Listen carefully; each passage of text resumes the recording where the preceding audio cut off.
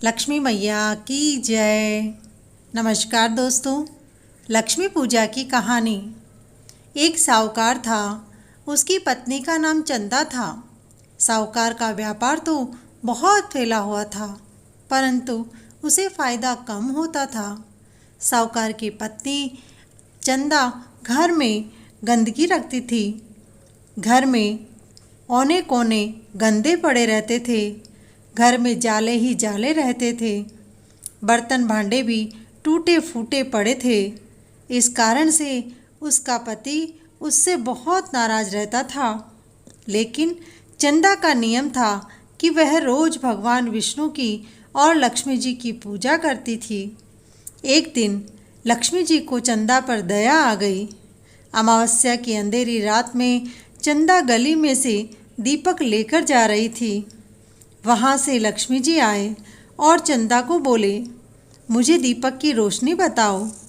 चंदा ने लक्ष्मी जी को दीपक की रोशनी बताई। दोनों रास्ते में बातें करते करते चल ही रहे थे। लक्ष्मी जी ने कहा, हम दोनों सहेलियां बन जाते हैं। चंदा बोली, ठीक है, आज से हम दोनों सहेलियां हैं, तो चलो मेरे घर चलो। तो लक्ष्मी जी चंदा के घर आए। चंदा का घर देखकर बोले, भाई चंदा, तुमने अपने घर की ये क्या दशा बना रखी है। चलो हम दोनों मिलकर के तुम्हारे घर की सफाई करते हैं। चंदा बोली, मुझे तो बच्चे और घर के दूसरे कामों से फुर्सत ही नहीं मिलती, तो मैं ये काम कैसे करूं और कब करूं। लक्ष्मी जी ने कहा, तुम मुझे बता दो, मैं कर दूंगी।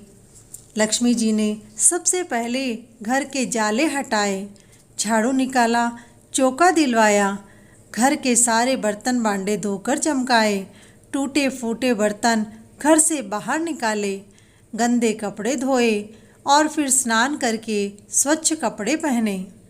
अब चंदा सुंदर दिखने लगी। इसके बाद दोनों सहेलियां मिलकर रसोई बनाने लगी। खाना बनाया।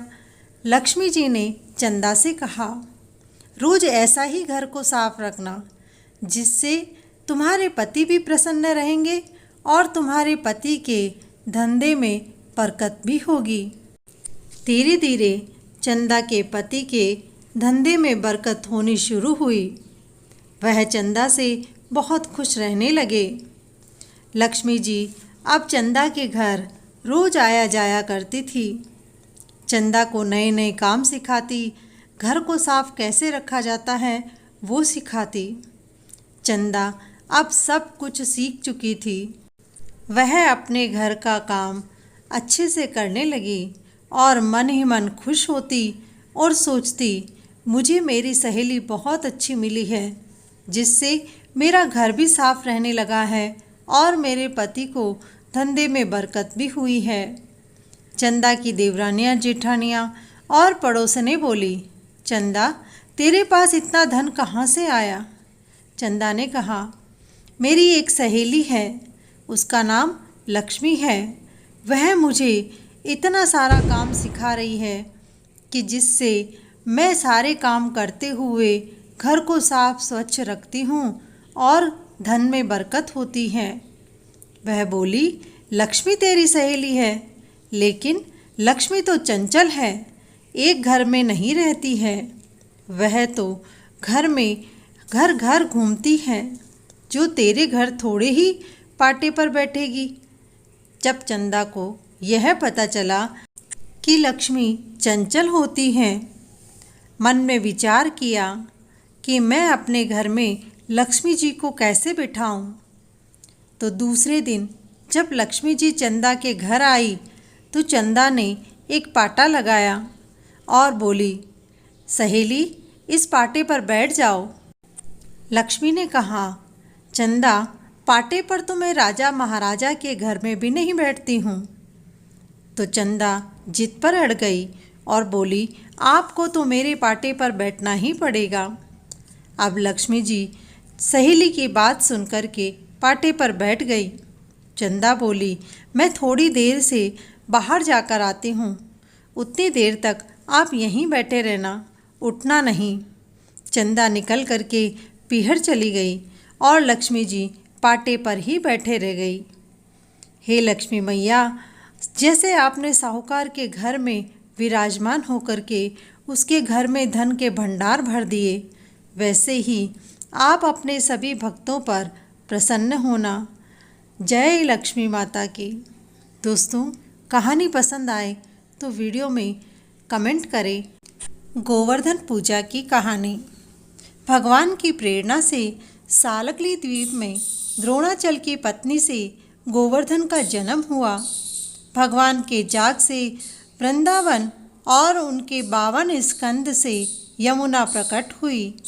गोवर्धन को भगवत रूप जानकर ही सुमेरु, हिमालय आदि पर्वतों ने उनकी पूजा की और उन्हें गिरिराज बनाकर उनका स्वागत किया।